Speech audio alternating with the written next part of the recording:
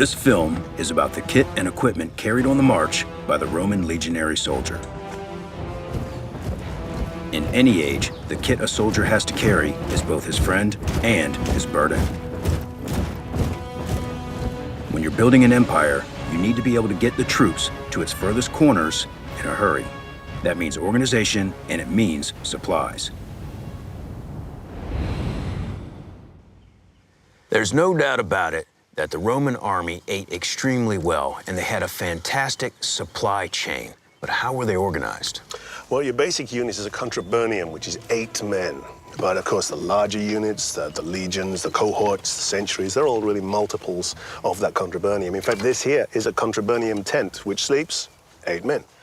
So it is the simple fact that this unit of 8 men, the contubernium, that broke bread together, that trained together, that stood guard over each other while they rested together. They fought and they bled and lost brothers together. It's that which formed that sacred and unbreakable bond. That perfect size of unit to get that warrior bond. But as an infantryman, you're going to have to carry your own equipment, which is carried on this furca here, F-U-R-C-A, which comes from the Latin word meaning a forked stick, which it quite simply is. So we'll try that on you. You've got to carry your own equipment, your own weapons.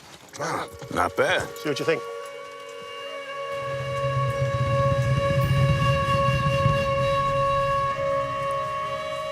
I really like this Roman furca because compared to the modern day rucksack, it makes me feel lighter, more agile, and more mobile.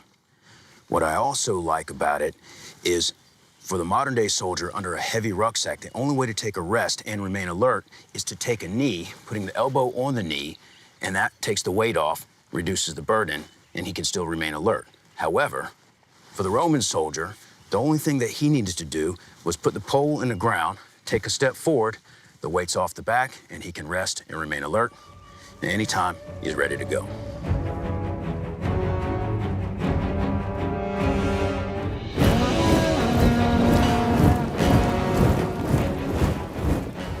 Okay, so Mike, what do you think? I think I like it better than a rucksack. Oh, yeah? Yeah. Well, don't forget, though, that's not all you're going to carry. You're going to carry this, too. Look at that. Wow. So mail. It's not light, but it's about the same weight as modern-day ballistic vests. And imagine to give you the same protection for the weapons of the day. I guess so. However, this kit needs cleaning. Well, not by me. Soldier. Now, don't forget that that stuff is worn by the auxiliaries and the legionaries up until the 1st century. But then, in the 1st century, the legionaries get this stuff, Lorica segmentata. I see, and I can also see how that'd be very good against projectile and missile weapons. Exactly. I return to you your furca. Thank you. That's defense, but what about offense? All right, now, let me show you how they used it. Soldiers! Swap you for that. Okay. First thing you're going to need is your shield. You're not just going to fight with a sword. That's we're a unit. Now, what I want you to do, without using your sword, shoulder barge with your shield against this guy here. Okay. Now you've got him occupied. There's another guy here, another guy beside you. I'm attacking him, but you are going to attack me, not him. So it's a block and a thrust. In the meantime, the guy beside you is doing exactly the same thing and all the way down. And as long as you don't break line, you're strong. So block, thrust. Very good weapon, very good formation techniques. But sooner or later, all formations break up and it comes down to individual battle. So this sword is not only good for thrusting as it's designed, it's also excellent for slicing and dicing. It's got a great balance, great weight, a perfect length. This is a weapon a man could take to war.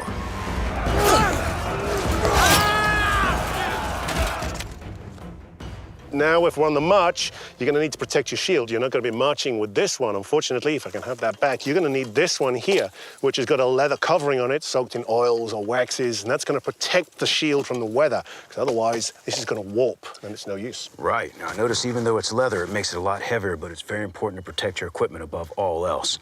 So that makes a lot of sense. Absolutely. This isn't the only weight you're going to carry, though. You're also going to be carrying your pilum, which is your throwing spear.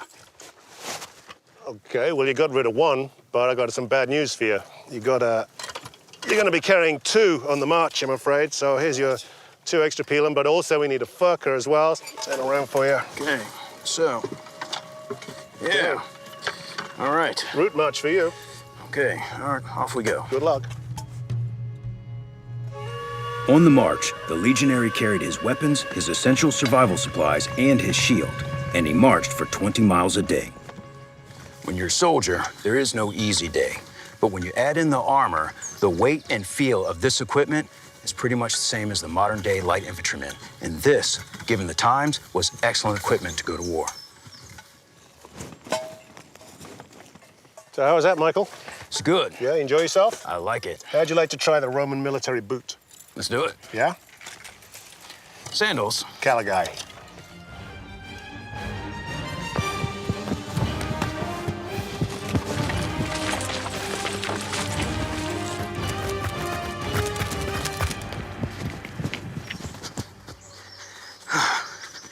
Okay. I really like these Roman military boots or caligae. The #1 reason is because the modern-day soldier's biggest problem is trench foot. And with all this ventilation, you solve that problem, quickly drying out when you go through mud or rivers. The other thing that I like is that they're so easy to break in because they're multiple strips of leather. And the biggest thing I like about them is the traction. Because they have steel from the toe to the heel, for their fighting formation, when they block with a shield and thrust with a sword, they've got the perfect traction. These are a superior piece of footgear. What makes a good army a great army is food in its belly. We have here puska. Why don't you try some puska? See what that? And what is it? Well, that's wine and water with vinegar. What do you think? Actually, not bad at all. Well, it's good if you have bad local water. It's going to make it safer to drink. Try some. It's really not bad at all. Well, it tastes like feet to me, but I'll take your word for it. Now, as you can see here, all of this stuff, it may seem like a lot, but there's really nothing surplus here. This is absolutely the bare minimum you can do. Wow, so what I see at the end of the day is that the contrabinium was a perfectly self-contained small unit. The Roman army was highly organized. The Roman army had systems. It could be mobilized very quickly and get to a trouble spot faster than any other army of its day.